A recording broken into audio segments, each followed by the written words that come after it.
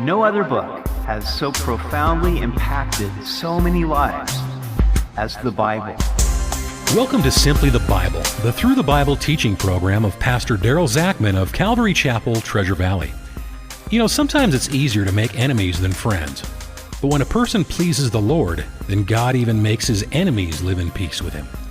Today we're going to see how Isaac experienced this very thing. We hope you'll join us as Pastor Daryl continues in Genesis chapter 26, right here on Simply the Bible. There was a famine in the land besides the first famine that was in the days of Abraham. And Isaac went to Abimelech, king of the Philistines, in Gerar. Isaac had been living in Beer-lahai-roi, which was south in the Negev. When famine struck, Isaac went north toward the Mediterranean coast to Gerar, the land of the Philistines. This is where Abraham had also dwelt for a while. It is unclear whether Abimelech was the proper name of the Philistine king, or if it was a royal title such as Pharaoh with the Egyptians. Verse 2, Then the Lord appeared to him and said, Do not go down to Egypt. Live in the land of which I shall tell you. This was the first time God appeared to Isaac. Evidently, Isaac was contemplating the greener pastures of Egypt, as his father Abraham had done, for the Lord told him not to go down there, but to live in the land that he would show him. When trouble comes, so does temptation. Rather than being patient in the land of famine, we are tempted to run away to Egypt, which symbolizes the world. When Abraham went down to Egypt, he lied to Pharaoh about Sarah, saying that she was his sister. They also picked up Hagar, which would later cause family problems. We are better off to remain in the place where God has called us, even though it may be difficult, than to seek greener pastures elsewhere. The Lord continued in verse 3, Dwell in this land, and I will be with you and bless you. For to you and your descendants I give all these lands, and I will perform the oath which I swore to Abraham your father, and I will make your descendants multiply as the stars of heaven. I will give to your descendants all these lands, and in your seed all the nations of the earth shall be blessed. Because Abraham obeyed my voice and kept my charge, my commandments, my statutes, and my laws. The Lord repeated the threefold blessing that he had given to Abraham. First, God would give Isaac and his descendants all the land of Canaan, even the land where he was now dwelling. Second, God would multiply Isaac's descendants so that he would father a nation. Third, the Messiah, through whom all the nations of the earth would be blessed, would come from Isaac. God gave this wonderful blessing to Abraham because he obeyed the Lord's voice and kept his commandments. Now Isaac received this same threefold blessing because he trusted the Lord and remained where God had called him. Isaiah 30:18 says, Therefore the Lord will wait that he may be gracious to you, and therefore he will be exalted that he may have mercy on you. For the Lord is a God of justice. Blessed are all those who wait for him. Some people think that God is just waiting for them to blow it so that he can let them have it. But on the contrary, God waits patiently for us so that he can bless us. He reveals to us the way to the land of blessing. And then he waits for us to dwell there so that he can be gracious to us. He waits for us. And blessed are those who wait for him. Verse 6, So Isaac dwelt in Gerar, and the men of the place asked about his wife. And he said, She is my sister, for he was afraid to say, She is my wife, because he thought, Lest the men of the place kill me for Rebekah, because she is beautiful to behold. Now Rebekah was probably at least 60 years old by this time. For the Philistine men to be so attracted to her, she must have been remarkably beautiful. But when they inquired about her, Isaac lied and said that she was his sister. The sin of the father was passed down to his son. Isaac lied because he was afraid. Now wait a minute. Didn't the Lord just promise Isaac that he would be with him and bless him? So why was Isaac so afraid?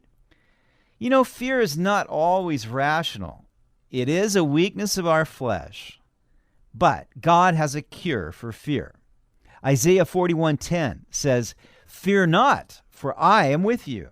Be not dismayed, for I am your God. I will strengthen you. Yes, I will help you. I will uphold you with my righteous right hand."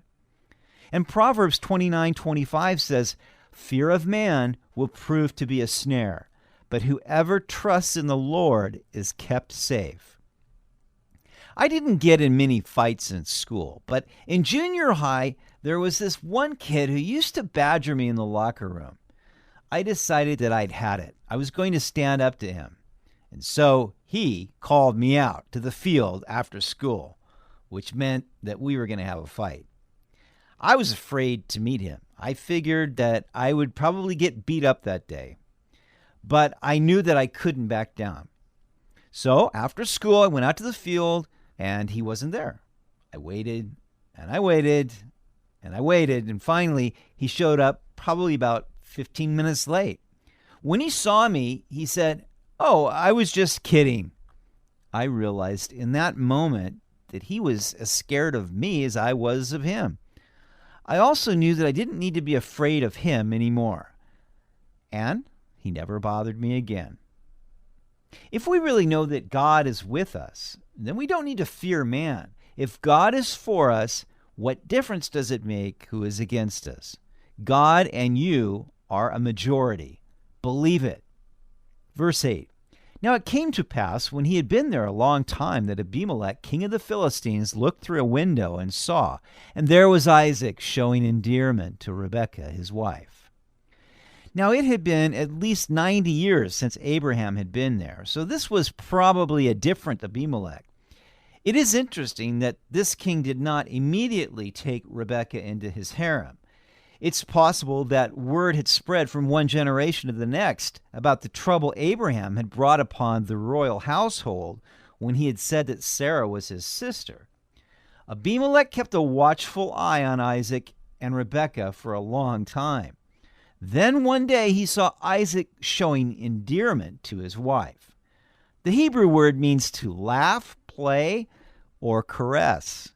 It leaves the details to the reader's imagination. Isaac was playing with Rebekah in a most unbrotherly way. Then Abimelech called Isaac and said, "Quite obviously she is your wife, so how could you say she is my sister?" Isaac said to him, "Because I said, lest I die on account of her." And Abimelech said, "What is this you have done to us? One of the people might soon have lain with your wife, and you would have brought guilt on us." So Abimelech charged all his people, saying, "He who touches this man or his wife shall surely be put to death." The Bible says, "Be sure your sin will find you out." Isaac's alibi sounds about as lame on his lips as it did on his father's. In fact, it is worse. At least Sarah was Abraham's half-sister, but for Isaac, this was a total lie. Once again, as with Abraham, the man of God misjudged the Philistine king. Rather than seeking to kill Isaac because of Rebekah, Abimelech had such high regard for their marriage that he made a proclamation that anyone touching Isaac or Rebekah would be put to death.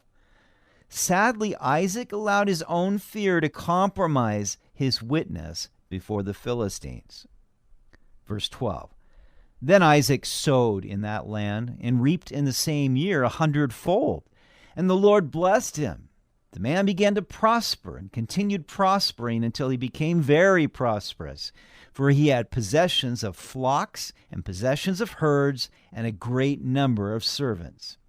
This is the first mention of sowing in the Scripture, and it yielded a harvest 100 times what was sown. I cannot help but think of Christ's parable of the seed in the soils. In Luke 8:8 we read, "And some fell into good soil and grew and yielded 100-fold."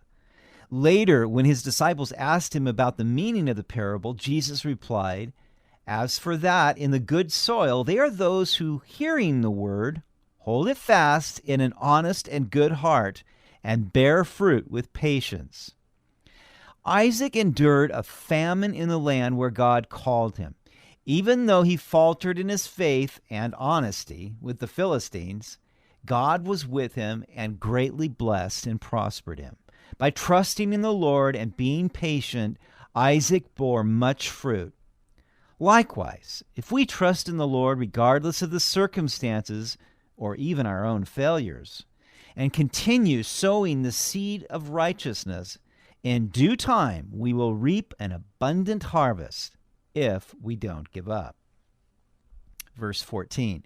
So the Philistines envied him. Now the Philistines had stopped up all the wells which his father's servants had dug in the days of Abraham, his father, and they had filled them with earth. And Abimelech said to Isaac, "Go away from us, for you are much mightier than we." Even prosperity has its downside. When God begins to bless you, there are always those around who become envious and will do mean things. The Philistines envied Isaac's prosperity and filled up with dirt the wells that Abraham dug. Now Isaac could have made an issue of this. He could have become contentious and fought for those wells, but he didn't do that. In this, Isaac is an excellent example of the patience and meekness of Christ. Abimelech also told Isaac to move away from them. He saw how prosperous and powerful Isaac was becoming and was afraid. Isaac did not become contentious over this either. He knew that he was a sojourner in the land and had no rights. He also knew that it wasn't wise to remain where you're not welcome. Again, Isaac was like Christ in this. When Jesus went to the land of the Gadarenes and encountered a man who was possessed with a legion of demons, he cast out the demons so that they possessed a herd of pigs that then ran off a cliff to their own death. When the people came out and saw what had happened, they asked Jesus to depart from them, and he left. He didn't stay where he wasn't welcome. When you know that God is pleased with you, then it doesn't matter so much if people like you. Oh, rejection still hurts. If it didn't, then we wouldn't be human. But we learn that not everybody is going to like us or want us around. When that happens, rather than being contentious or demanding your own rights or becoming depressed, embrace this as an opportunity to die along with Christ. As the Apostle Peter says, "For to this you were called, because Christ also suffered for us, leaving us an example that you should follow his steps, who committed no sin, nor was deceit found in his mouth, who, when he was reviled, did not revile in return. When he suffered, he did not threaten, but committed himself to him who judges righteously." You've been listening to Simply the Bible, the Through the Bible teaching program of Pastor Daryl Zachman of Calvary Chapel, Treasure Valley. They meet Sunday mornings at 10:30 at Pepper Ridge Elementary School in Boise. To listen to any of Pastor Daryl's teachings or to find out more about the church, just go by their website at calvarytv.org. That's calvarytv.org. Or send us an email. We'd love to know how we can pray for you. Tomorrow we're going to see how Rebekah and Jacob deceived Isaac in order to secure the blessings for Jacob. We hope you'll join us as we continue in Genesis on Simply the Bible.